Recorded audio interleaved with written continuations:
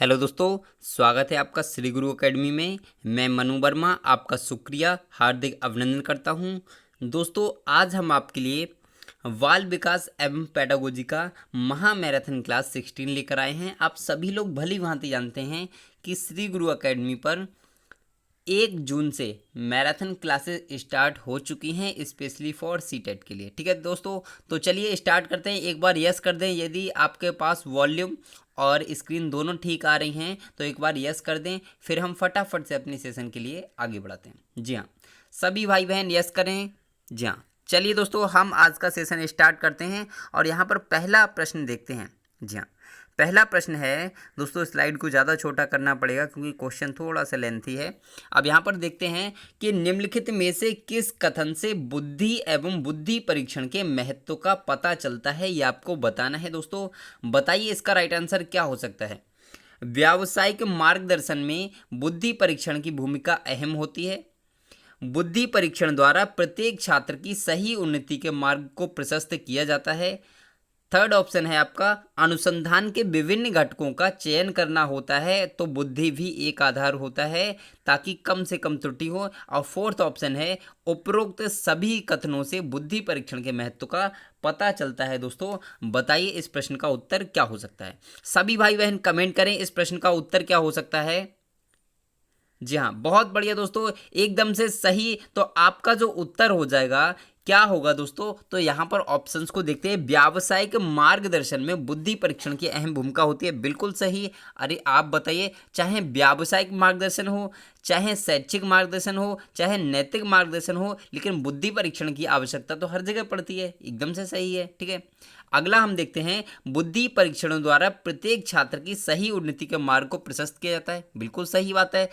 हम जब बुद्धि का परीक्षण करेंगे तो उससे हमें पता लग जाएगा कि छात्र की कमियां कौन सी हैं और उसी के अनुसार हम उसके मार्ग को बता सकते हैं कि अब बेटा तुम्हें क्या करना चाहिए। ठीक है, एकदम से सही हो जाएगा। अनुसंधान के विभिन्न घटकों का चयन करना होता है, तो बुद्धि भी एक आधार होता है ताकि कम से कम त्रुटि हो। बिल्कुल सही है, इसीलिए option number D is right answer, यानी कि उपरोक्त सभी कथन बुद्धि परीक्षण के महत्व को बताते हैं। ठीक है दोस्तों, एकदम से सही। चलते हैं नेक्स्ट प्रश्न पर, और हमारा नेक्स्ट प्रश्न है, जी हाँ, हमारा नेक्स्ट प्रश्न है, आकलन को उपयोगी और रोचक प्रक्रिया बनाने के लिए एक शिक्षक को निम्न में से किसके प्रति सचेत रहना चाहिए, यह आपको बताना है।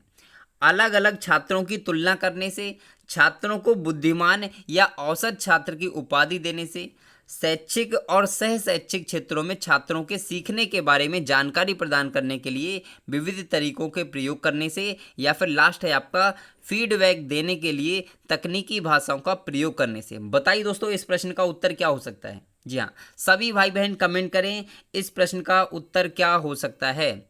इसमें आपको बताना है कि आकलन को उपयोगी और रोचक प्रक्रिया बनाने के लिए एक शिक्षक को किसके प्रति सचेत रहना चाहिए।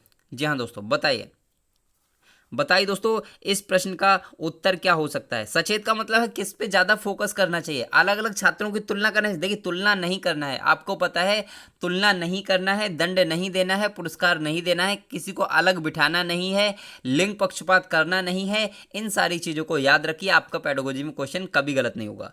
छात्रों को बुद्धि या औसत छात्र की उपाधि, इसमें भी क्या है, आप किसी ना किसी को नीचे दिखाने की कोशिश कर रहे हैं, तो ये नहीं होगा, नेगेटिव पॉइंट होगा।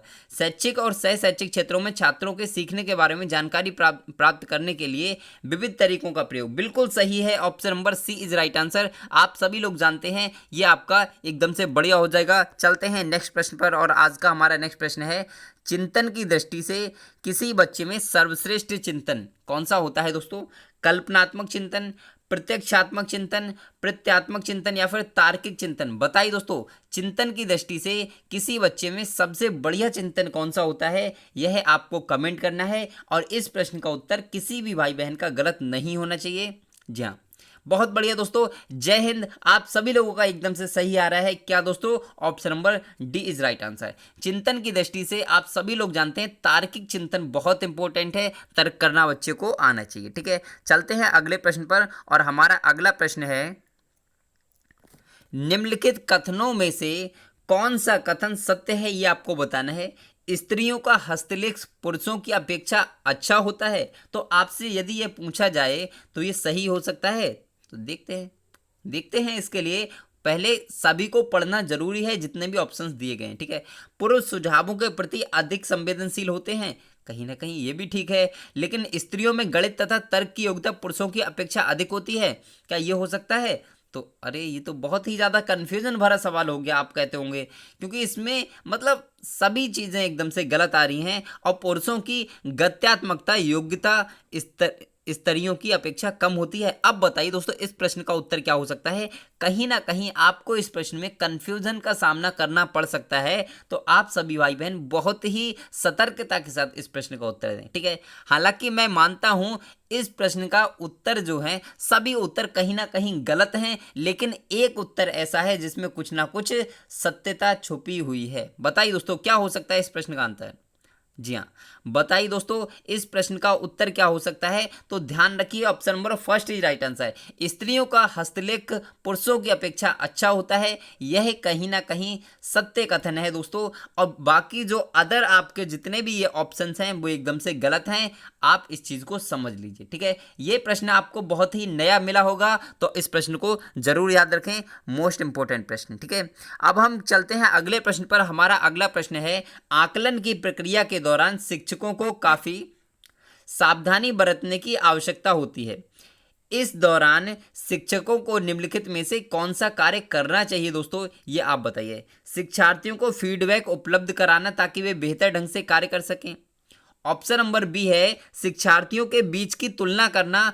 और ऑप्शन नंबर सी है विद्यार्थियों के बारे में नकारात्मक बयान देना। और डी है शिक्षार्थियों को मंद, कमजोर, बुद्धिमान आदि के रूप में वर्गीकृत करना। बताइए दोस्तों आकलन प्रक्रिया के दौरान शिक्षकों को काफी सावधानी बरतने की आवश्यकता होती है, इस दौरान निम्नलिखित में से कौन सा कार्य करना चाहिए, ये आपको बताना है, ठीक है। कौन सा कार्य करना चाहिए जल्दी से आप सभी लोग कमेंट करें। बहुत बढ़िया दोस्तों, एकदम से सही, एकदम से सही। तो क्या होता है, क्या तुलना करनी है? तो पीछे वाले जो बैक प्रश्न था प्रीवियस वाला, वही मैंने आपको बताया था कि तुलना नहीं करनी है। नकारात्मक बयान नहीं देना है, नेगेटिव पॉइंट हो जाएगा। कमजोर बुद्धि, मंद बुद्धि, ये सब नहीं कहना है। Option number first is right answer, आप सभी लोगों का सही है। चलते हैं अगले प्रश्न पर, और हमारा अगला प्रश्न है, व्यक्तिगत विभिन्नताओं को समझने का प्रयत्न सबसे पहले किसने किया था? इस प्रश्न को आपको बताना पड़ेगा, ठीक है। बताइए इस प्रश्न का उत्तर क्या हो सकता है?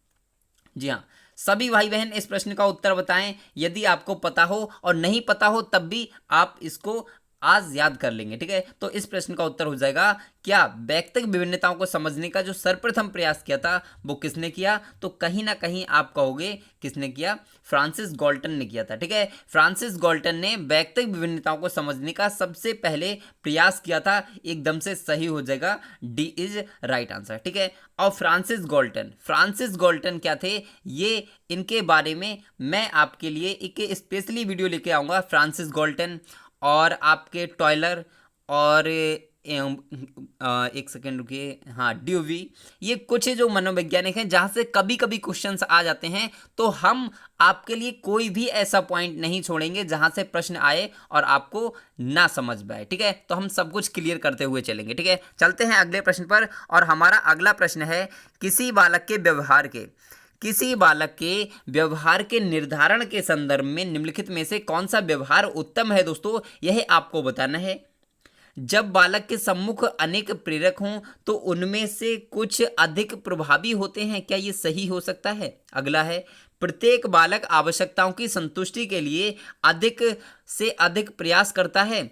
ऑप्शन नंबर सी है, जब बालक के सम्मुख अनेक लक्ष्य हों तो उसके लिए सभी लक्ष्य समान होते हैं, या फिर डी उपरोक्त सभी। बताइए किसी बालक के व्यवहार के निर्धारण के संदर्भ में कौन सा व्यवहार का उत्तम तरीका है, यह आपको बताना है दोस्तों। तो बताइए इस प्रश्न का उत्तर क्या हो सकता है? तो एक चीज मैं आपसे हमेशा कहता हूं कि जहां पर भी आपको सभी दिखता है तो आंख बंद करके उस सभी पर टिक मत लगाइए, कम से कम पहले प्रश्न को देखिए, उसके बाद ही करिए, ठीक है। कुछ भाई बहन बस उपरोक्त सभी देखा, बस लगा दिया उसको, ऐसा नहीं करना है, ठीक है ना। तो इस प्रश्न का पढ़ते हैं इस प्रश्न के लिए, ठीक है। किसी बालक के व्यवहार के निर्धारण के संदर्भ में निम्नलिखित में से कौन सा व्यवहार उत्तम है? जब बालक के सम्मुख अनेक प्रेरक हों तो उनमें से कुछ अधिक प्रभावी होते हैं। बिल्कुल सही है, एकदम से सही है, लेकिन देखते हैं क्या पता इससे भी मोस्ट सुटेबल मिल सकता है। प्रत्येक बालक आवश्यकताओं की संतुष्टि के लिए अधिक से अधिक प्रयास करता है।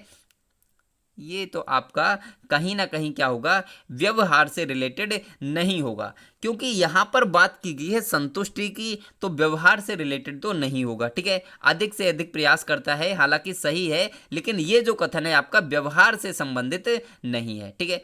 अगला प्रश्न, अगला ऑप्शन है, जब बालक के सम्मुख अनेक लक्ष्य हों तो उसके लिए सभी लक्ष्य समान होते हैं। बिल्कुल गलत हो जाएगा, सभी लक्ष्य एक जैसे कैसे हो सकते हैं? तो option number first is right answer. चलते हैं नेक्स्ट प्रश्न पर, और हमारा नेक्स्ट प्रश्न है, निम्नलिखित में से किसने नैतिक वृद्धि की अवस्थाओं की अवधारणा प्रस्तुत की? ये प्रश्न बहुत बार मैं करा चुका हूं, इस तरीके के प्रश्न। हालांकि इस प्रश्न को नहीं कराया, लेकिन इस प्रश्न से संबंधित कई प्रश्न मैं करा चुका हूं, क्योंकि यहां से कई बार क्वेश्चन आता है। तो आप सभी लोग जानते हैं इस प्रश्न का उत्तर क्या होगा। Option number second is right answer. हो जाएगा क्या? गलत हो जाएगा दोस्तों, option number first is right answer. नैतिक विकास का सिद्धांत कोहलबर्ग ने दिया था, आप सभी लोग जानते हैं।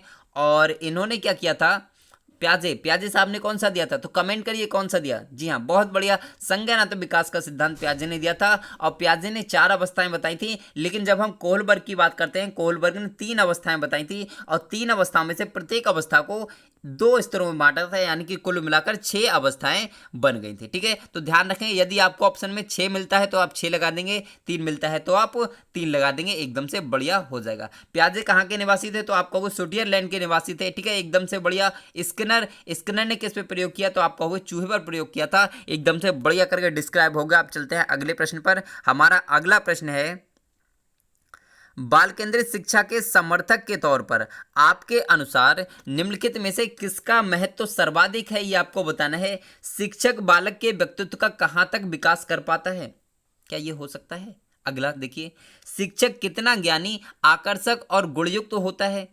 शिक्षक अपने विद्यालय को कितना अधिक भव्य दर्शा पाने में सक्षम है, या फिर शिक्षक की पहचान का दायरा कितना विस्तृत है? आपको बताना है बाल केंद्रित शिक्षा के समर्थक के तौर पर आपके अनुसार किसका महत्व सर्वाधिक है। दोस्तों बताइए इस प्रश्न का उत्तर क्या हो सकता है। जी हाँ, सभी भाई बहन कमेंट करें, कुछ तो कमेंट करते ही नहीं है। ऐसा लगता है कि जैसे मंदिर में पूजा करने जा रहे हैं। देखिए, मंदिर में भी अगर पूजा करने जाते हैं ना, तो कम से कम क्या करते हैं, घंटी को तो बजाते हैं ना। आप तो वो भी नहीं करते ना, तो कम से कम वही मैं कहता हूं कि आप अपने होने का प्रत्यक्ष प्रमाण दीजिए दोस्तों, ठीक है। तो इस प्रश्न के जब उत्तर की बात करते हैं, तो इस प्रश्न का उत्तर हो जाएगा आपका क्या होगा दोस्तों, बाल केंद्रित शिक्षा के समर्थक हैं आप। तो शिक्षक बालक के व्यक्तित्व का कहां तक, जो शिक्षक है वो बालक के व्यक्तित्व का कहां तक विकास कर पाता है, यह बहुत इंपॉर्टेंट है, ठीक है। शिक्षक कितना ज्ञानी, आकर्षक, उससे फर्क नहीं पड़ता। शिक्षक को कुछ आता है नहीं आता है फर्क नहीं पड़ता, कम आता है ज्यादा आता है उससे भी कुछ फर्क नहीं पड़ता, लेकिन वो बच्चे का कितना विकास कर पाता है, यह बहुत इंपॉर्टेंट है। मान लीजिए एक आईएएस ऑफिसर को एक कक्षा में लाकर बिठा दिया जाए और वह बच्चों को नहीं सिखा पा रहा है, तो वो एक मतलब एक बेकार से बेकार शिक्षक है, ठीक है, शिक्षक है ही नहीं। तो इसीलिए ये नहीं होगा। अब शिक्षक अपने विद्यालय को कितना आकर्षक, देखिए आकर्षक से कोई मतलब नहीं है। ऑप्शन नंबर फर्स्ट आपका सही हो जाएगा, एकदम से बढ़िया, ठीक है। चलते हैं अगले प्रश्न पर। और दोस्तों वीडियो अच्छी लग रही हो तो एक बार लाइक कर सकते हैं, सभी भाई बहन लाइक कर सकते हैं। लेकिन कुछ भाई बहन क्या करते हैं, वो 2 बार लाइक कर देते हैं। हम लाइक के लिए बोलते हैं तो 2 बार कर देते हैं। तो ध्यान रखिए 2 बार नहीं करना है आपको, कितनी बार करना है, और आपको ऑड नंबर से करना है, ठीक है। एक बार कर सकते हैं, ज्यादा मूड हो रहा है तो 3 बार कर सकते हैं, ज्यादा ही मन हो रहा है तो 5 बार कर सकते हैं। लेकिन ध्यान रखिए दोस्तों 2 बार नहीं करना है। देखिए मजाक है, आप एक ही बार लाइक करिए, ठीक है, क्योंकि आप डबल बार लाइक करेंगे तो अनलाइक हो जाएगा। अब दोस्तों बात करते हैं इस प्रश्न की, किसी बालक के व्यवहार को उत्पन्न करने वाला कारक कौन सा है? बताइए। मानसिक तथा शारीरिक आवश्यकताओं की पूर्ति, चिंतन के साथ सार्थक रूप से समायोजन, बालक के प्रभावी मूल्य, या फिर बालक के प्रति की गई सामाजिक आवश्यकताओं की पूर्ति। बताइए इस प्रश्न का उत्तर क्या हो सकता है। सभी भाई बहन फटाफट से कमेंट कर दीजिएगा इस प्रश्न का उत्तर। जी हाँ, बहुत बढ़िया दोस्तों। यहाँ पर कुछ भाई बहन कहते हैं कि सर मुझे शेड्यूल नहीं पता है। तो शेड्यूल एक बार सुन लीजिए। आपको दोपहर में 12 बजे लाइव क्लास मिलेगी, शाम को 4 बजे और रात्रि में 9 बजे लाइव क्लास मिलेगी दोस्तों। तो आप कहीं भी मत जाइए, अच्छे से तैयारी करिए, ठीक है। इस प्रश्न के उत्तर की बात करते हैं तो पहला ऑप्शन देखते हैं, मानसिक तथा शारीरिक आवश्यकताओं की पूर्ति बालक के व्यवहार को उत्पन्न करने वाला कारक पूछा है दोस्तों। तो ध्यान रखिए, क्या ये हो सकता है? तो मानसिक तथा शारीरिक आवश्यकताओं की पूर्ति से यहाँ पर व्यवहार को उत्पन्न करने का कोई रीजन नहीं है, ठीक है। चिंतन के साथ सार्थक रूप से समायोजन कहीं ना कहीं ठीक है, लेकिन नेक्स्ट ऑप्शन भी देख लेते हैं। बालक के प्रभावी मूल्य, देखिए प्रभावी मूल्य से क्या तात्पर्य भाई, हमें बालक के व्यवहार को उत्पन्न करने वाला कारक बताना है। तो यहाँ पर बालक के प्रति की गई सामाजिक आवश्यकताओं की पूर्ति, बात तो वही है ना, गलत है। देखिए दोस्तों, option number B is right answer, एकदम से सही हो जाएगा। चलते हैं नेक्स्ट प्रश्न पर, और हमारा नेक्स्ट प्रश्न आता है, बहुत ही जबरदस्त प्रश्न है दोस्तों। इस टाइप के प्रश्न आप मोस्ट इंपोर्टेंट लगा लीजिए इस प्रश्न के लिए, ठीक है। अब बात करते हैं इस प्रश्न की कि मीरा का अपनी सहेलियों में वैयक्तिक एवं सामाजिक समायोजन में सबसे श्रेष्ठ है। आपके अनुसार इसका कारण क्या हो सकता है दोस्तों, ये आपको बताना है। मीरा बहुत अमीर घर से संबंध रखती है, मीरा की माँ विद्यालय की प्रधानाचार्य है, मीरा पढ़ने में बहुत होशियार है, या फिर मीरा की भाषा बहुत आकर्षक है। बताना है आपको क्या हो सकता है इस प्रश्न का उत्तर। मीरा का अपनी सहेलियों में वैयक्तिक एवं सामाजिक समायोजन में सबसे श्रेष्ठ है, आपके अनुसार इसका कारण क्या हो सकता है? जल्दी से सभी भाई बहन कमेंट करें। जी हाँ, सभी भाई बहन कमेंट करें, बहुत बढ़िया दोस्तों, कमेंट करें, ठीक है सभी भाई बहन। जी हाँ, एकदम से सही। आप सभी लोग बताइए कि मीरा बहुत अमीर घर से है, ठीक है। अगर अमीर और गरीब की तो इसमें बात ही नहीं हुई, अगर गरीब होती तो क्या वो समायोजन नहीं कर सकती? तो गलत हो जाएगा। विद्यालय के प्रधानाचार्य होने के कारण गलत हो जाएगा, पढ़ने में होशियार होने के कारण गलत हो जाएगा। मीरा की भाषा बहुत आकर्षक है, कहीं ना कहीं यह आपका सही हो जाएगा। होगा दोस्तों, बताइए क्या हो सकता है? तो बिल्कुल होगा, क्योंकि देखिए इसमें जो है, इस प्रश्न में सबसे जो मोस्ट सुटेबल आंसर है वो हमको यही मिलता है। तो option number D is right answer, ठीक है। हालांकि इसमें ज़्यादा सत्यता नहीं है, लेकिन इन सब में मोस्ट सुटेबल आंसर हमें यही मिलता है, ठीक है। इस टाइप के प्रश्न, यही प्रश्न सेम कॉपी प्रश्न भी आ चुका है, ठीक है। चलते हैं अगले प्रश्न पर, और हमारा अगला प्रश्न है, जी हाँ दोस्तों, अगला प्रश्न है, छात्रों एवं छात्राओं के बीच लैंगिक प्रभावों को कम करने के लिए उपयुक्त उपाय नहीं है। दोस्तों जो नहीं है वो आपको बताना है।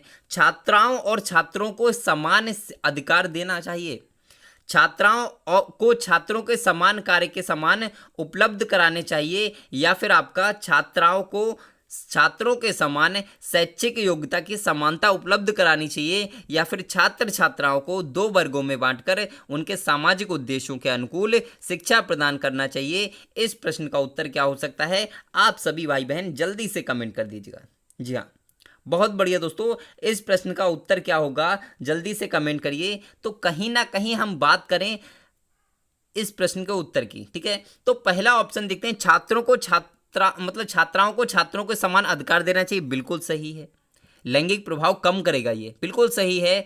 छात्राओं को छात्रों के समान कार्य के समान अवसर देना चाहिए, बिल्कुल जितना हम अवसर छात्रों को दे रहे हैं उतना ही छात्राओं को भी देना चाहिए, बिल्कुल सही है।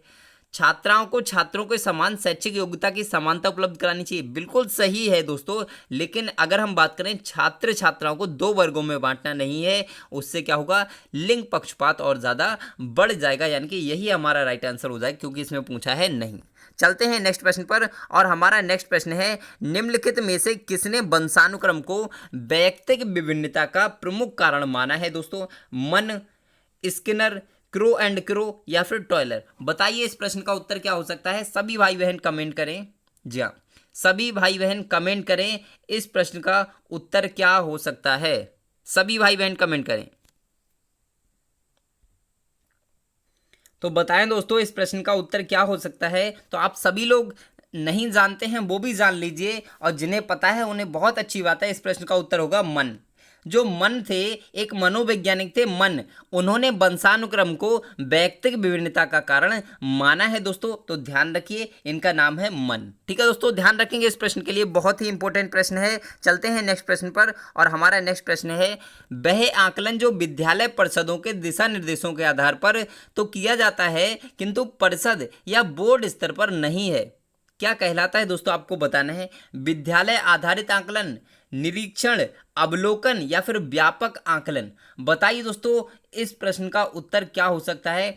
सभी भाई बहन कमेंट करें, सभी भाई बहन कमेंट करें, इस प्रश्न का उत्तर क्या हो सकता है। तो वह आकलन जो विद्यालय परिषदों के दिशा निर्देशों के आधार पर तो किया जाता है, किंतु परिषद या फिर बोर्ड स्तर पर नहीं किया जाता है, उसे क्या कहते हैं। तो आप ध्यान रखिए, इस प्रश्न का उत्तर होगा विद्यालय आधारित आकलन। इस आकलन को विद्यालय आधारित आकलन कहा जाता है। तो ध्यान रखिए दोस्तों, बहुत ही इंपॉर्टेंट प्रश्न है। ठीक है, चलते हैं नेक्स्ट प्रश्न पर। हमारा नेक्स्ट प्रश्न है, निबंधात्मक प्रश्नों के द्वारा निम्नलिखित में से किस क्षमता का आकलन संभव नहीं है। दोस्तों जो संभव नहीं है उसको आपको बताना है, और जब भी प्रश्न में नहीं दिखता है आप उसको अंडरलाइन कर लें तुरंत। ठीक है, अब बताइए इस प्रश्न का उत्तर क्या हो सकता है। अर्जित ज्ञान से संगत तथ्य का चयन करना, स्थूल एवं सूक्ष्म दोनों स्तरों पर समस्या को समझाना, शिक्षार्थी का भाषण कौशल या फिर समस्या और मुद्दे के प्रति आंतरिक अभिवृत्ति का प्रदर्शन करना। बताइए दोस्तों इस प्रश्न का उत्तर क्या हो सकता है। सभी भाई बहन जरा कमेंट कर दीजिए। ठीक है, बताइए इस प्रश्न का उत्तर क्या हो सकता है। बहुत बढ़िया, एकदम से सही, एकदम से सही दोस्तों। निबंधात्मक प्रश्नों के द्वारा यहाँ पर अगर हम बात करें अर्जित ज्ञान से संगत तथ्य का चयन करना, बिल्कुल सही है। हमने जो ज्ञान अर्जित किया है उससे सही, उसमें से जो सही है उसका चयन करना, बिल्कुल सही है। स्थूल एवं सूक्ष्म दोनों स्तरों पर समस्याओं को समझना, बिल्कुल सही है। यानी कि छोटा और बड़ा दोनों स्तरों पर समस्या को समझना, यानी कि चाहे छोटे स्तर पर हो चाहे बड़े स्तर पर हो, समस्या को समझना, बिल्कुल ठीक है। शिक्षार्थी का भाषण कौशल, तो आपसे यदि पूछा जाए क्या भाषण कौशल से इसका कोई तात्पर्य होगा, तो बिल्कुल गलत है। यही आपका गलत हो जाएगा और यही आपका राइट आंसर हो जाएगा, क्योंकि इसमें पूछा गया है नहीं। ठीक है, चलते हैं अगले प्रश्न पर। और दोस्तों हमारा आज का अगला प्रश्न है, जी हाँ, अगला प्रश्न है दोस्तों, अनुसूचित जाति के बालकों की शिक्षा के प्रचार प्रसार हेतु क्या कदम उठाने चाहिए।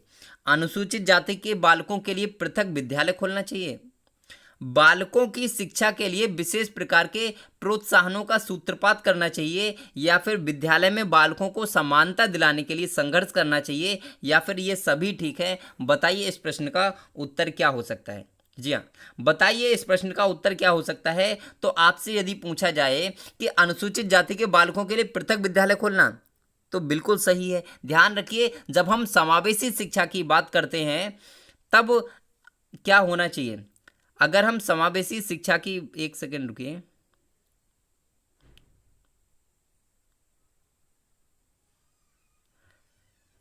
यहाँ पर कि दोस्तों यदि हम बात करें इस प्रश्न की, ठीक है, तो यहाँ पर देखते हैं कि अनुसूचित जाति के बालकों के लिए पृथक विद्यालय खोलना चाहिए। तो आपको लगता होगा कि ये गलत होगा, ठीक है, लेकिन ये गलत नहीं है। देखिए हालांकि क्या करना चाहिए कि बच्चों के लिए समान रूप से पढ़ाना चाहिए, बिल्कुल सही है, लेकिन कहीं ना कहीं जो बच्चे हैं उनके लिए स्पेशली शिक्षा भी होनी चाहिए। हालांकि ये चीज़ आपको बुरी लग रही होगी, आप कहते होंगे कि सर आप तो कहते हैं कि समावेशी शिक्षा में सबको एक साथ पढ़ाना चाहिए। हाँ, पढ़ाना चाहिए बिल्कुल, लेकिन उनके साथ कभी कभी अभद्रता का व्यवहार होता है, इसीलिए पृथक विद्यालय खोलना चाहिए। ठीक है, ये होता है और आपने देखे भी है, खोले भी जाते हैं। ठीक है, विद्यालयों की शिक्षा के लिए विशेष प्रकार के प्रोत्साहनों का सूत्रपात करना चाहिए, बिल्कुल। बच्चों के लिए अधिक से अधिक मतलब अनेक प्रकार से सिखाने का प्रयास करना चाहिए, बिल्कुल सही है। विद्यालय में बालकों को समानता दिलाने के लिए संघर्ष करना चाहिए, बिल्कुल करना चाहिए। यानी कि option number D is right answer. Option number D एकदम से सही हो जाएगा, डी फॉर डेनमार्क। ठीक है, चलते हैं दोस्तों अगले प्रश्न पर। और हमारा अगला प्रश्न है, कक्ष में दृश्य श्रव्य सामग्री के संदर्भ में कौन सा कथन असत्य है। असत्य का मतलब जो गलत है वो आपको बताना है। ये सामग्री शिक्षार्थियों की रुचियों को उत्तेजित करती हैं। अगला ऑप्शन है, इन सामग्रियों को कक्षा शिक्षण के स्थान पर प्रयोग किया जाता है।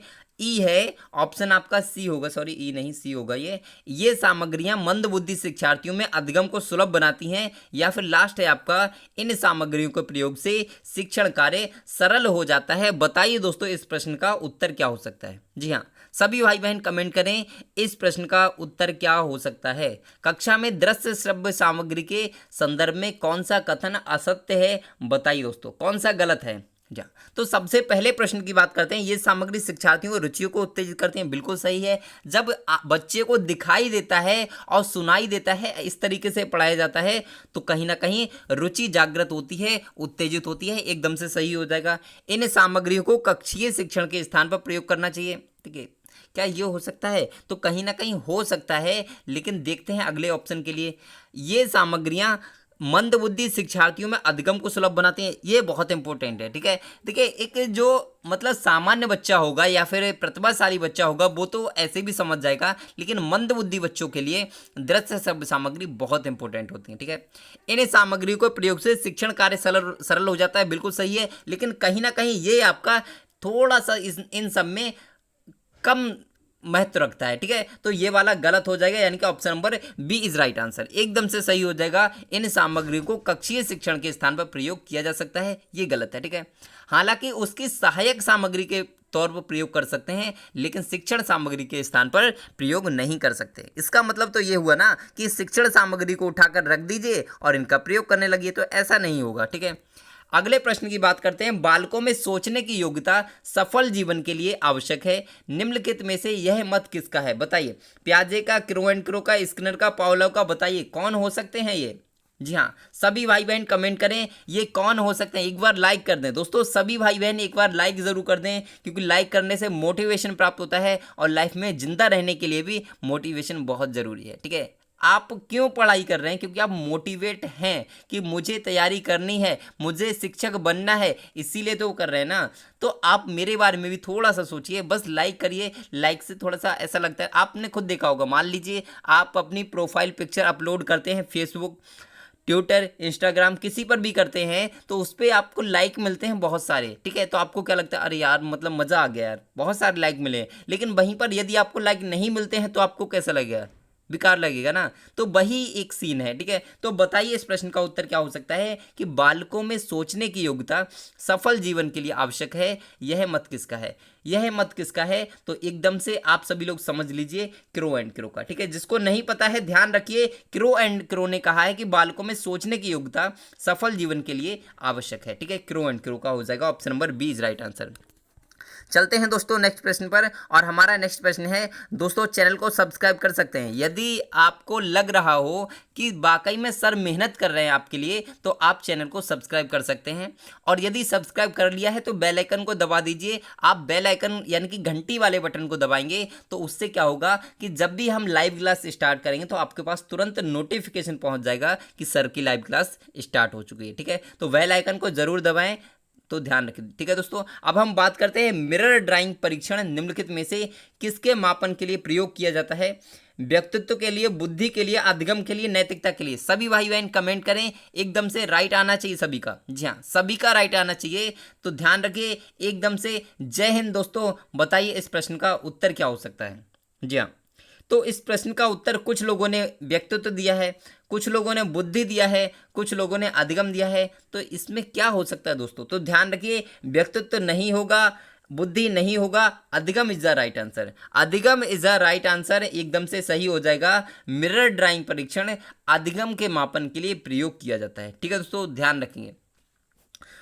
चलते हैं अगले प्रश्न पर, और हमारा अगला प्रश्न है अभिप्रेरणा का प्रत्याशा सिद्धांत। अभिप्रेरणा का प्रत्याशा सिद्धांत किसके द्वारा दिया गया है, यह आपको बताना है दोस्तों। इस प्रश्न का उत्तर आपके लिए बताना है दोस्तों। और एक चीज़ मैं आपके लिए बता दूं, लाइव क्लास अगली जो आपकी लाइव क्लास मिलेगी वो आपको 4 बजे मिलेगी और शाम को 9 बजे मिलती है, आप सभी को पता है। यानी कि दोपहर 12 बजे, शाम 4 बजे, रात्रि 9 बजे पर डे लाइव क्लास आपको मिलती है। तो कहीं मत जाइए, अच्छे से तैयारी करते रहिए। आपके पास समय बहुत ही कम बचा हुआ है दोस्तों। ठीक है, कितने दिन बचे? तो 20 डेज बचे हुए हैं। ठीक है, आप 20 मानकर चलिए, ज़्यादा छोड़ दीजिए। आपके 2-3 दिन एक्स्ट्रा होंगे जो, उनको हटा दीजिए। बस ये मानिए कि आपके पास सिर्फ और सिर्फ 20 डेज हैं। ठीक है, तो अच्छे से तैयारी करिए। तो इस प्रश्न का जो उत्तर होगा वो क्या होगा? तो कहीं ना कहीं आप कहोगे इस प्रश्न का होगा ऑप्शन नंबर फर्स्ट ही राइट आंसर। ठीक है, यानी कि अभिप्रेरणा का प्रत्याशा सिद्धांत विक्टर व्रूम के द्वारा दिया गया था।